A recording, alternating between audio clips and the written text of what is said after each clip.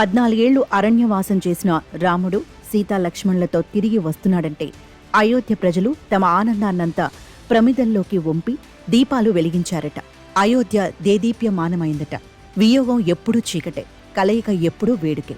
రాముడి కథకు, చారిత్రక బుద్ధుడి కథకు ఎందుకో ఎన్నో పోలికలు.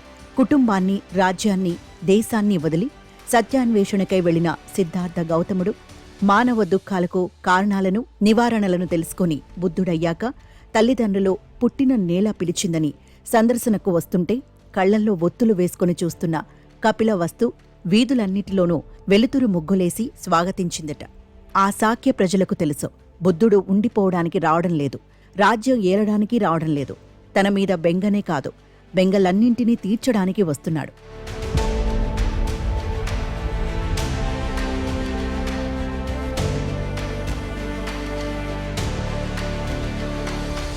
ఆశ్వయుజ, కార్తీక మాసాలలో వచ్చే పండుగలకు అనేక కథనాలున్నాయి.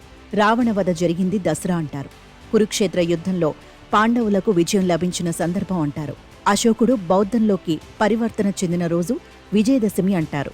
పెద్దలను స్మరించుకోవడం, పూల పండుగ చేసుకోవడం, జమ్మి ఆకులు పంచుకోవడం, ఉపవాస నిష్టలు, వనభోజనాలు అనేక సందర్భాలతో ఈ 2 నెలల కాలం కిక్కిరిసిపోతుంది. పండుగల వెనక ఉన్న కథలేమైనా ఈ 2 మాసాల శరదృతువు ఎంతో ఆహ్లాదకరమైన కాలం. శారదా రాత్రులు జ్వల లసత్తర తారక హార పంక్తులతో అలంకృతమయ్యాయని నన్నయ్య రాశాడు. వెదజల్లిన కర్పూరపు పుప్పొడిలాగా ఉంటుందట వెన్నెల.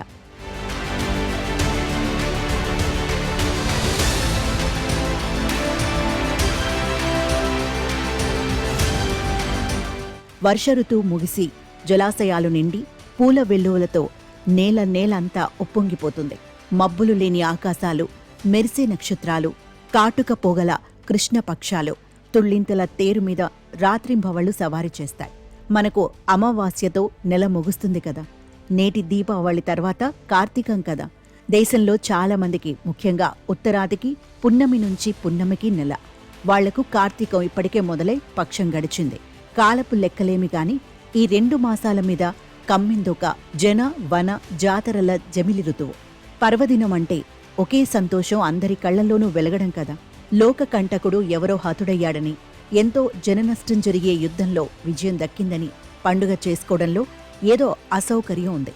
శాంతి, కరుణలు నిండిన ఉల్లాసంలో, ఉత్సాహంలో కదా సంబరమున్నది. చెడు మీద మంచి విజయంగా ఆ పురాణ కథలను చూడాలి అంటారు. ఆ విజయం హింస ద్వారానూ, శిక్షించటం ద్వారా, బలవంతంగా నిర్మూలించటం ద్వారానో జరిగినప్పుడు అక్కడ ఏదో అపజయం కూడా స్ఫురించటం లేదా? మూల కారణాన్ని కాక వ్యక్తీకరణను మాత్రమే తొలగించే పని ఎవరు చేసినా అది అసంపూర్ణమే. అటువంటప్పుడే ధర్మ సంస్థాపనకు పదే సంభవామి తప్పదని హామీలు, పూచీలు ఇచ్చుకోవాల్సి వస్తుంది. ఒక్క దుష్ట శిక్షణ కూడా చేయకుండానే గౌతమ బుద్ధుడు కొత్త ధర్మాన్ని స్థాపించాడే, అనేక ఆదర్శాలను వ్యాపింపజేశాడే. అది ఎట్లా సాధ్యపడింది? కాని ఏది ధర్మం, ఏది మంచి, ఏది చెడు, ఓ మహాత్మా, ఓ మహర్షి, ఎవరు ఎవరికి కంటకుడో ఏమో. యుద్ధంలో ఏ పక్షానిది న్యాయమో ఎవరు తేల్చాలి? రాసిన పురాణాలైనా, చరిత్రలైనా విజేతల కథనాలే కదా.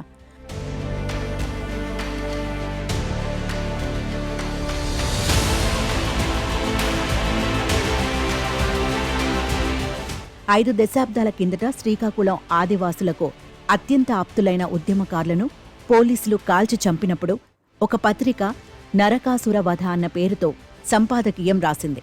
భూమిపుత్రుడు కదా నరకుడు. ఏ ప్రయోజనాల యుద్ధంలో అతను దేనికి చనిపోయాడో?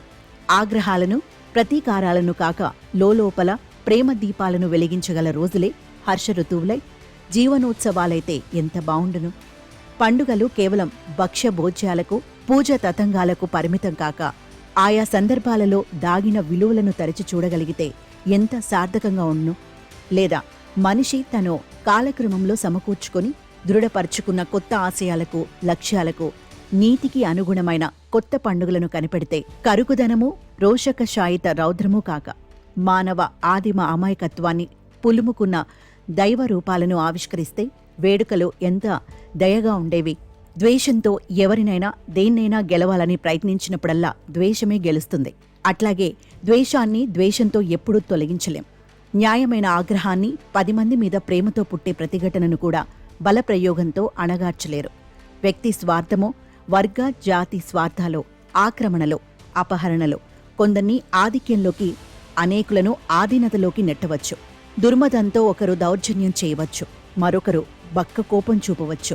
పరస్పరత కలిగిన సోదరత్వం మిగిలితే మనుషులకి తామసాలే అక్కర్లేదు. గౌరవప్రదమైన మనుగడ కోసం, కాళ్ల కింద చారెడు నేల కోసం మనిషి పడే తపన, అందుకు అడ్డుపడే అత్యాశలు, వీటి మధ్యే అరిషట్ వర్గాలు, పోరాటాలు, యుద్ధాలు, సంగ్రామాలు.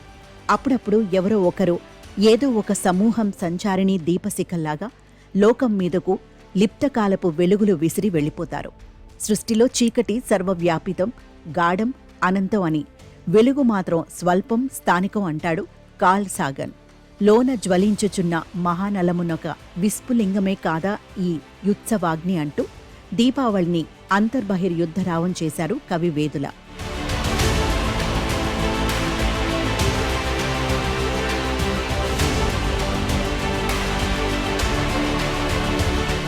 మనిషి భయాలన్నీ చీకటి తోటల్లోనే సంచరిస్తుంటాయి.